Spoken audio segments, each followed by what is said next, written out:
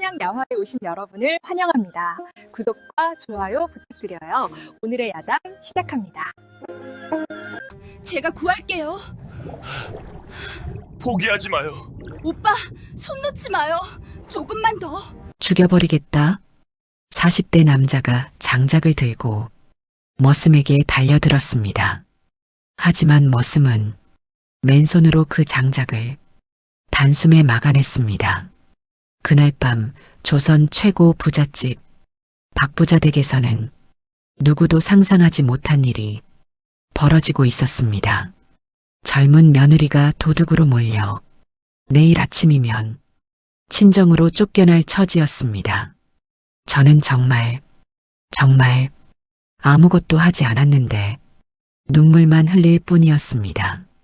그런데 바로 그때 한 머슴이 창밖에 나타나 결정적 증거를 건넸습니다. 과연 누가 진짜 범인이며 이 머슴은 대체 누구란 말입니까? 그의 손에 들린 은비녀에는 10년 전 비밀이 숨겨져 있었습니다. 이 이야기는 10년 전 거센 장마가 쏟아지던 조선의 어느 강가에서 시작되었습니다. 작은 손이 건넨 생명, 그 은혜가 10년의 세월을 넘어 어떻게 빛을 발하는지 지금부터 들려드리겠습니다. 옛날 옛적 조선 인조 임금께서 반정으로 왕위에 오르신 지 10년이 흐른 어느 해 여름이었습니다. 한강 상류의 한 강변 마을에는 닷새째 계속된 장마로 강물이 불어나 있었습니다. 하늘이 내려앉은 듯 퍼붓는 장대비에 강물은 점점 더 불어나고 둑은 금방이라도 무너질 듯 위태로웠습니다. 마을 사람들은 밤낮을 가리지 않고 둑을 지키며 노심초사했습니다. 이놈의 비가 언제 그칠고 둑이 무너지기라도 하면 온 마을이 물에 잠길 것이요. 마을 노인들은 한숨을 쉬며 말했습니다. 물은 생명을 주기도 앗아가기도 하나니 그들은 알지 못했습니다. 바로 이 거센 강물이 두 사람의 운명을 영원히 묶어놓을 것이라는 사실을 말이지요. 이 마을에서 그리 멀지 않은 곳에 강씨 가문이 살고 있었습니다. 강씨 가문의 외아들 민우는 12살 총명한 도련님이었습니다.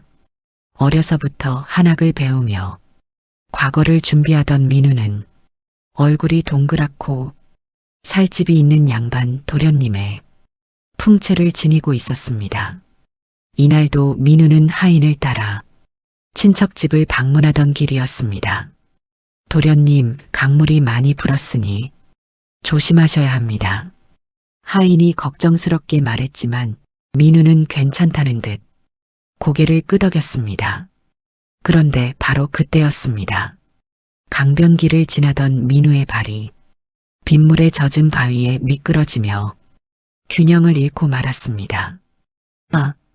짧은 비명과 함께 민우의 몸이 거센 물살 속으로 빠져들어갔습니다. 도련님, 하인이 다급하게 소리쳤지만 순식간에 민우는 물살에 휩쓸려 떠내려가고 말았습니다. 살려주세요. 누가 좀 도와주세요. 민우의 절박한 외침이 장대비 소리를 뚫고 강변에 울려 퍼졌습니다. 그때 강변에서 빨래를 하던 정부자댁 사람들이 민우의 외침을 들었습니다. 저기 누가 물에 빠졌어요. 어서 도와주세요. 사람들이 급히 달려왔지만 거센 물살 앞에서는 모두 망설일 수밖에 없었습니다. 바로 그때 11살 소녀 하나가 앞으로 나섰습니다. 정부자댁의 외동딸 소아였습니다. 아들이 없던 정부자는 딸을 아들처럼 키웠고 소아는 강에서 헤엄치는 법을 익히고 있었습니다. 저 오빠 죽겠어요. 내가 구할게요. 소아야, 안 돼. 위험해. 어른들이 만류했지만 용감하고 활달한 소아는 이미 강물 속으로 뛰어들고 있었습니다. 소아는 필사적으로 물을 가르며 민우에게 다가갔습니다. 거센 물살이 작은 몸을 피가 맞지만 소아는 포기하지 않았습니다. 오빠, 오빠. 소아의 외침에 정신을 겨우 붙들고 있던 민우가 고개를 돌렸습니다. 그 순간 작은 손이 민우의 손을 힘껏 잡았습니다. 민우는 깨달았습니다. 자신보다 어린 소녀가 목숨을 걸고 자신을 구하고 있다는 것을 말이지요. 오빠, 손 놓지 마요. 조금만 더. 소아의 작은 손에서 따뜻함이 전해졌습니다. 그 따뜻함은 차가운 강물보다 더 강했고 민우에게 살아야겠다는 의지를 불어넣어 주었습니다. 강변에서는 어른들이 긴장대를 내밀며 두 아이를 끌어당겼습니다. 마침내 두 아이는 강둑 위로 올라왔습니다. 크. 민우와 소아는 거친 숨을 몰아쉬며 서로를 바라보았습니다. 정신을 차린 민우는 머리에 꽂고 있던 은비녀를 조심스럽게 빼어냈습니다. 비녀에는 강자가 새겨져 있었습니다. 이것은 돌아가신 어머니의 유품입니다. 민우는 떨리는 손으로 은비녀를 소아에게 건넸습니다. 제 목숨을 구해주신 은혜 평생 잊지 않겠습니다. 소아는 은비녀를 받아들며 수줍게 웃었습니다. 전 정소아예요. 오빠 이름은요? 강민우라고 합니다. 민우는 정중히 절을 올렸습니다. 정소아 아가씨, 언젠가 반드시 이 은혜를 갚으러 오겠습니다. 그것이 두 사람이 마지막 대화였습니다. 민우는 하인과 함께 친척집으로 향했고 소아는 은비녀를 품에 안은 채 집으로 돌아갔습니다. 세월은 물 흐르듯 흘러 10년이 지났습니다. 그 사이 강씨 가문에는 청천벽력 같은 일이 일어났습니다. 억울한 누명을 쓴 민우의 아버지는 먼 유배지로 끌려갔고 그곳에서 한을 품은 채 세상을 떠나고 말았습니다. 강씨 가문은 하루아침에 몰락했고 민우는 양반 신분을 잃고 말았습니다. 22이 된 민우에게 남은 것은 아무것도 없었습니다. 재산도 신분도 가족도 모두 잃었습니다. 하지만 민우에게는 잊지 못하는 것이 하나 있었습니다. 10년 전 자신의 목숨을 구해준 그 소녀 정소아였습니다. 은혜는 신분을 가리지 않는 법, 반드시 찾아서 그 은혜를 갚아야 한다. 민우는 소아의 행방을 수소문했습니다.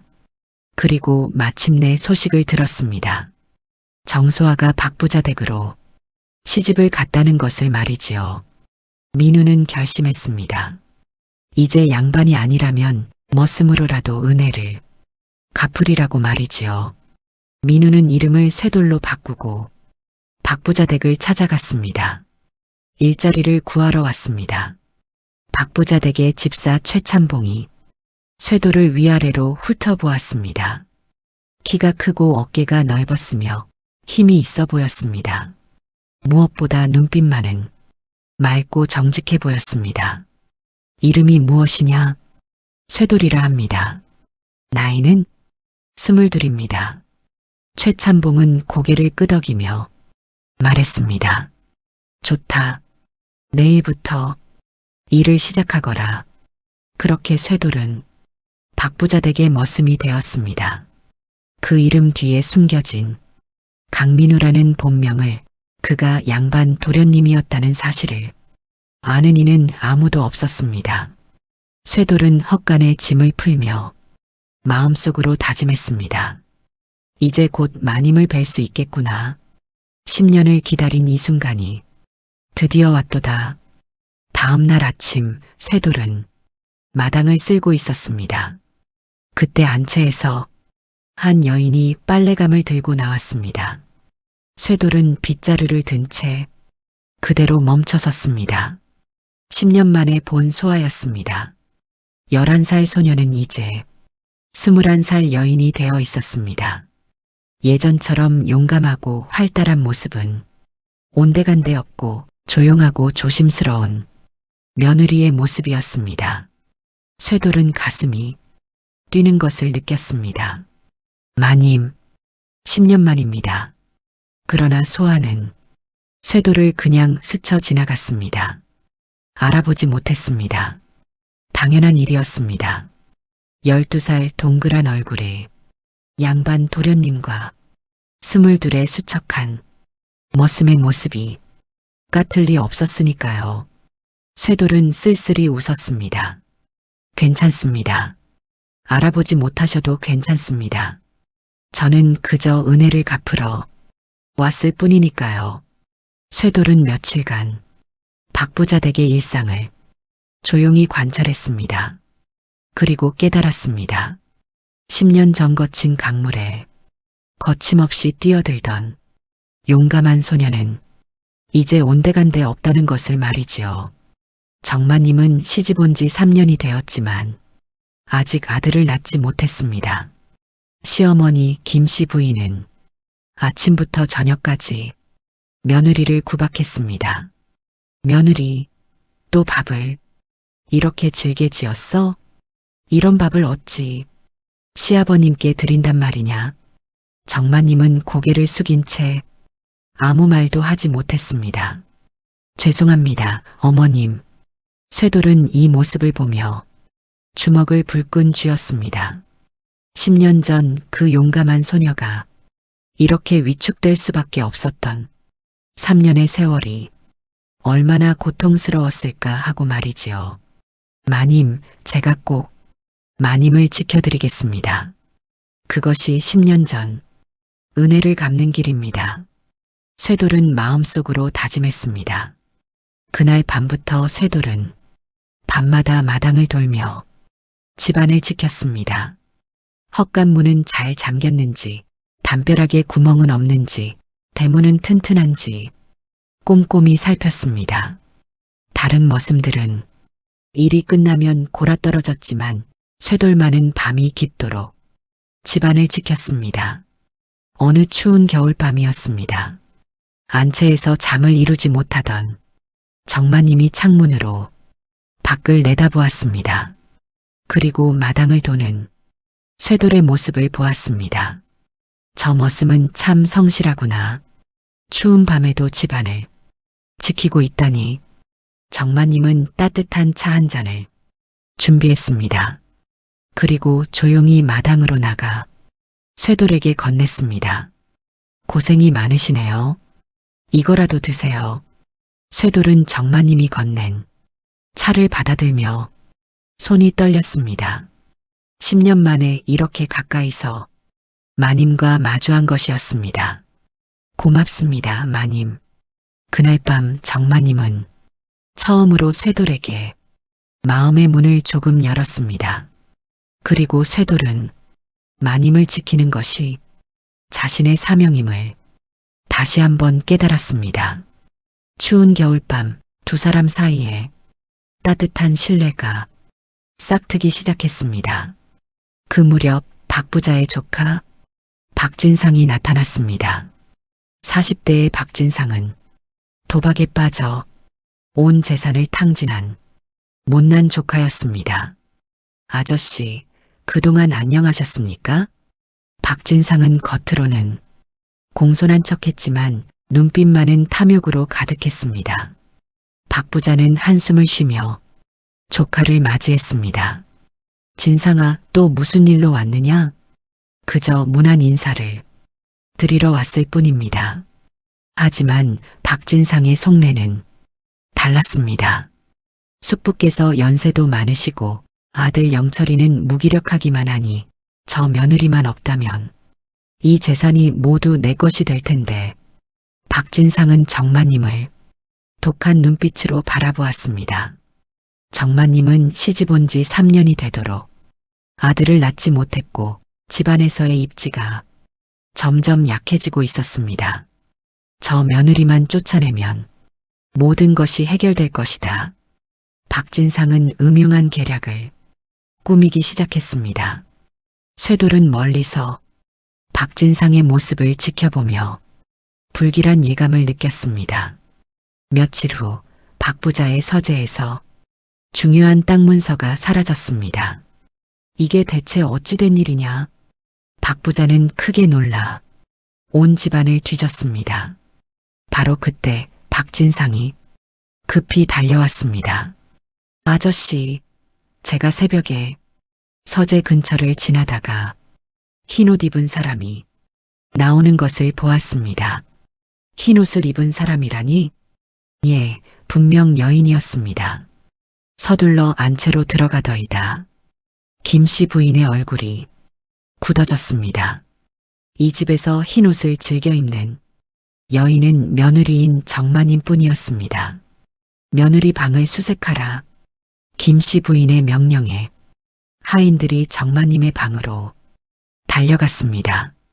그리고 얼마 지나지 않아 사라진 땅 문서가 정마님의 옷장 깊숙한 곳에서 발견되었습니다.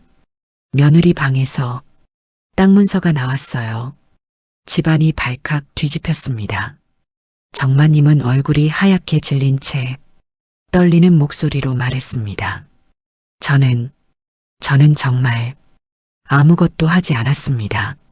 하지만 아무도 그녀의 말을 믿지 않았습니다. 쇠돌은 멀리서 이 광경을 지켜보았습니다. 가슴속에서 분노가 치밀어 올랐습니다. 이것은 누명이다. 마님께서 그런 일을 하실 분이 아니다. 쇠돌은 깨달았습니다. 10년 전 소아가 자신의 생명을 구했듯이 이제 자신이 소아의 명예를 구해야 할 때라고 말이지요. 머슴의 신분이 무슨 상관인가. 은혜는 신분을 가리지 않는다. 쇠돌은 그날 밤부터 박진상을 미행하기 시작했습니다. 박진상은 밤마다 주막으로 향했습니다. 쇠돌은 조용히 그의 뒤를 쫓았습니다. 마님께서 10년 전 제 목숨을 구해주셨듯이 이제 제가 마님의 명예를 구할 차례입니다. 쇠돌은 어둠 속에서 박진상의 일거수일투족을 지켜보았습니다. 진범을 찾아 마님의 누명을 벗기겠다는 결심으로 가득 찬 눈빛이었습니다. 쇠돌은 밤마다 박진상을 미행했습니다. 박진상은 주막 뒷방에서 도박판에 빠져 있었습니다. 판돈을 올려라. 이번엔 내가 딴다. 박진상은 술에 취해 고함을 질렀습니다. 하지만 우는 그를 따르지 않았고 빚만 점점 늘어났습니다. 젠장, 또 졌어. 박진상은 술병을 들이키며 중얼거렸습니다. 그 땅 문서만 있으면 아저씨 몰래 팔아서 빚을 갚고 한몫 챙길 수 있을 텐데. 쇠돌의 눈이 번쩍 떴습니다. 역시 박진상이 진범이었구나. 며칠 후 쇠돌은 박진상이 주막에 간 틈을 타 그의 방에 몰래 들어갔습니다. 방 안을 뒤지던 쇠돌은 책상 서랍 깊숙한 곳에서 도박 빚 독촉장을 발견했습니다. 3일 안에 은자 100냥을 갚지 않으면 목숨을 내놓으라. 독촉장의 글귀가 모든 것을 말해주고 있었습니다. 쇠돌은 독촉장을 품에 넣으며 결연한 표정을 지었습니다. 이제 진실을 밝힐 증거를 찾았다. 박부자 댁에서는 정마님을 쫓아내려는 움직임이 거세졌습니다. 김씨 부인은 단호하게 말했습니다. 도둑질한 며느리를 어찌 이 집에 두겠습니까? 당장 내쫓아야 합니다. 박부자도 증거 앞에서는 어쩔 수 없었습니다. 내일 아침 친정으로 돌려보내도록 하겠소. 정마님은 방에 갇혀 눈물만 흘렸습니다. 저는 정말 아무것도 하지 않았는데. 시집살이 3년 그녀는 항상 조심하고 또 조심했습니다. 하지만 결국 도둑이라는 누명을 쓰고 쫓겨나게 되었습니다. 어머님, 아버님께 무슨 낯으로 돌아가나. 정마님의 눈물이 바닥에 떨어졌습니다. 그 순간이었습니다. 창밖에서 나지막한 목소리가 들렸습니다. 마님, 정마님은 깜짝 놀라 창문을 열었습니다. 달빛 아래 쇠돌이 서 있었습니다. 마님, 이것으로 진실을 밝히십시오. 쇠돌은 도박빚 독촉장을 조심스럽게 건넸습니다. 정마님은 떨리는 손으로 독촉장을 받아들었습니다. 이것이 무엇입니까? 박진상의 도박빚 독촉장입니다. 그자가 빚을 갚기 위해 땅 문서를 훔쳐 마님께 누명을 씌운 것입니다. 정마님의 눈에서 희망의 빛이 피어올랐습니다. 정말입니까? 예, 마님. 이것으로 진실을 밝히십시오. 정마님은 쇠돌을 빤히 바라보았습니다. 대체 왜 절 이렇게까지 도와주시는 거죠? 쇠돌은 잠시 망설이다가 품에서 무언가를 꺼냈습니다. 달빛 아래 은은하게 빛나는 은비녀였습니다. 비녀에 새겨진 강자가 달빛에 반짝였습니다. 이것을 기억하십니까? 정마님은 숨이 멎는 듯 했습니다. 이건 10년 전에 강에서 구한 그 소년이, 예, 마님. 저는 강민우입니다. 정마님의 눈에서 눈물이 주르르 흘러내렸습니다. 10년 만의 재회였습니다. 다음 날 아침 해가 떠오르자마자 온 집안 식구들이 마당에 모였습니다. 박 부자가 엄숙하게 말했습니다. 오늘 정마님을 친정으로 돌려보내겠소. 바로 그때 정마님이 앞으로 나섰습니다. 잠깐만 기다려 주십시오. 모두가 놀라 정마님을 바라보았습니다. 정마님은 떨리는 손으로 도박빚 독촉장을 꺼내 들었습니다. 이것을 보십시오.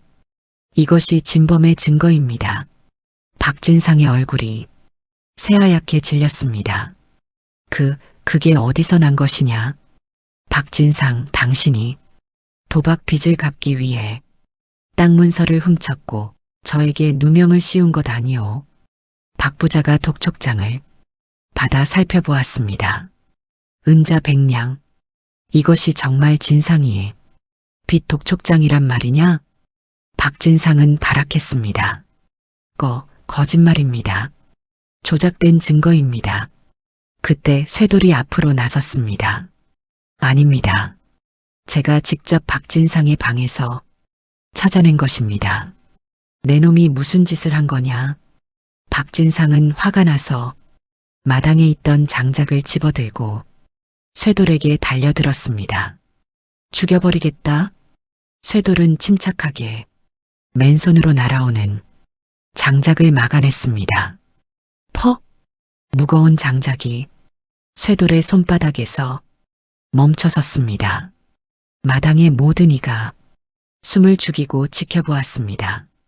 쇠돌의 눈빛은 흔들림이 없었습니다. 박진상, 이제 그만 진실을 인정하시오. 박진상은 주저앉으며 울먹였습니다. 그래, 내가 했다. 빚을 갚기 위해 땅 문서를 훔쳤다. 진실이 드러나는 순간이었습니다. 박진상이 끌려가고 마당에는 침묵이 흘렀습니다. 박 부자가 쇠돌에게 물었습니다. 쇠돌아, 대체 너는 누구냐? 어떻게 그런 힘과 용기를 가진 것이냐? 쇠돌은 품에서 은비녀를 꺼내 들었습니다. 소인의 본명은 강민우라고 합니다. 사람들이 술렁거렸습니다. 10년 전 저는 12살 도련님이었습니다. 강에 빠져 죽을 뻔했을 때 정마님께서 목숨을 걸고 저를 구해주셨습니다. 정마님은 눈물을 흘리며 고개를 끄덕였습니다. 그래서 저는 이 은비녀를 마님께 드리며 평생 은혜를 잊지 않겠다고 약속했습니다. 쇠돌은 모든 일을 향해 또박또박 말했습니다. 하지만 그 후 저희 가문이 몰락했고 저는 양반 신분을 잃었습니다. 그래도 은혜는 잊을 수 없었습니다. 그래서 머슴이 되어 이 집에 들어온 것이냐? 예, 그렇습니다. 마님께서 10년 전 제 목숨을 구해주셨듯이 이제 제가 마님의 명예를 구하고 싶었습니다. 박 부자는 깊은 감동을 받았습니다. 참으로 의로운 젊은이로다. 정마님은 쇄도를 향해 깊은 절을 올렸습니다. 민우 도령님, 고맙습니다. 정말 고맙습니다. 박 부자는 크게 감동했습니다. 이처럼 의로운 젊은이를 보았구나. 내가 꼭 도와주겠네. 박 부자는 관가에 강씨 가문의 억울함을 호소하는 청원을 넣었습니다. 세월이 흘러 2년이 지났습니다. 마침내 강씨 가문이 누명이 벗겨졌고 명예가 회복되었습니다. 민우는 다시 양반 신분을 되찾았습니다. 하지만 민우는 박부자 댁을 떠나지 않았습니다. 이제 신분도 되찾으셨으니 떠나실 때가 되지 않았습니까? 박부자가 물었지만 민우는 고개를 저었습니다. 아닙니다. 제가 있을 곳은 여기입니다. 그 무렵 박영철이 병으로 세상을 떠났습니다. 정소아는 과부가 되었고 3년상을 치렀습니다. 박부자는 민우를 불러 말했습니다. 민우야, 이제 내 길을 찾아가거라. 민우는 정중히 대답했습니다. 부자님, 소인에게는 이미 가야 할 길이 정해져 있습니다. 민우와 정소아는 혼례를 올렸습니다.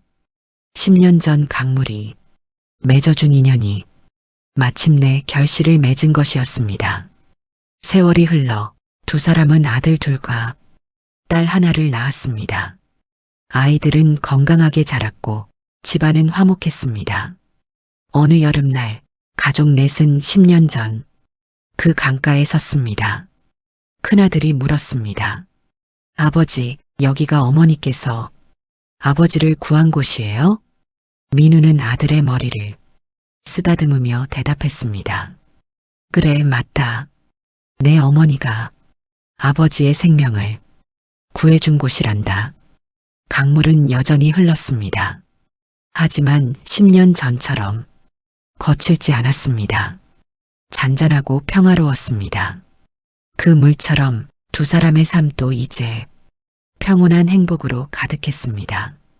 민우가 소아를 바라보며 나지막이 말했습니다.